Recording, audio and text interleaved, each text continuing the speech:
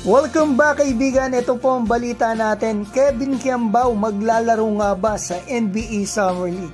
At pag-uusapan din po natin dito, Cory Williams na host ng NBL na pumupuri palagi kay Kai Sotto, pumanaw na.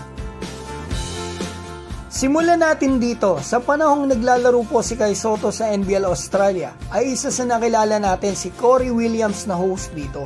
Palagi niyang pinupuri si Kai sa panahong siya nagko-commentator ng game ni Kai. At pinupuna rin nito si CJ Bruton kapag inilalabas niya si Kai at maganda naman na nilalaro nito. At sobrang bumilib pa ito sa isang ginawa ni Kai noon na mag-jump stop ang pambato natin sa isang game. That this young man has his ability. I haven't seen a jump stop by a 7'1", 7'2" guy. I don't think ever. At ngayon, gusto ko malaman po ninyo ang nakakalungkot na balita. Pumanaw na po si Cory Williams dahil sa sakit niya na stage 4 colon cancer. Nagdadalamhati po ang NBL at Australian basketball sa nangyari kay Cory. Ako din po ay talagang sobrang nalulungkot sa sinapit niya. Kaibigan, last year lang po siya na-diagnose at ngayon ito na po ang nangyari sa kanya. At siya rin po pala mga kaibigan ang announcer ng game na nagsabi sa isang game ni Kai na may nanonood sa arena na NBA scout at general managers. Ito nga po yung sa LA Clippers at New York Knicks. He's on NBA radar. In fact, there's some NBA scouts in the building. LA Clippers is in the building. New York Knicks in the building. Sam, to tell you that Adam...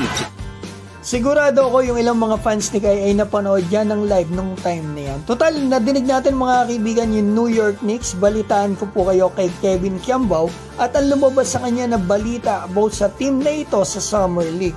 Nag-viral po yan mga kaibigan sa Philippine basketball nung mga nakaraang buwan. At ngayon, ang update po natin ay galing sa isang reliable source natin. Kasi curious din talaga ako kung makakalaro nga ba ito sa NBA Summer League. Kasi 2 buwan na lang mga kaibigan, NBA Summer League na. So ito po ang tanong ko sa source natin kaninang umaga lang. Tagalogin ko na lang pala mga kaibigan kasi mali-mali po pala yung English ko dito. So ito, natanong ko yung source natin kung ito nga si Kevin Kiambao ay magta-try out para sa Summer League roster spot or maglalaro si Kevin nga dito sa NBA Summer League. Ang sagot sa akin ng source, no, there's none.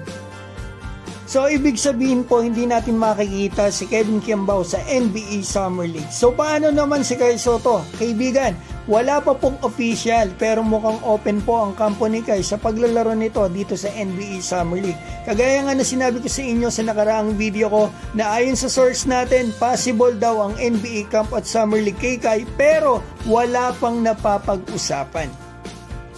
Gaya nga po ng sinabi ko mga kaibigan, kung ano man po maging desisyon ng kampo ng pambato natin ay suportahan po natin sila. So yan ang video natin, mag-comment na po kayo dyan sa baba mga kaibigan. At babatingin ko lamang po si Ronaldo Pereira ng Muntinlupa City, ASU, Felix Bandejas ng North Caloocan City, Roll G Channel, Aguerco Salvador, EJ Sigayan, Ronman, Dionisio Rupo, Arthur Pablico, Raul Ramos, Dodong Joseph New Zealand, Arnold Mags Magday ng New Zealand din, Ruel Basadre at taga USA ngayon na Mark Arvin Chanco na kaibigan natin. Maraming salamat po sa inyo.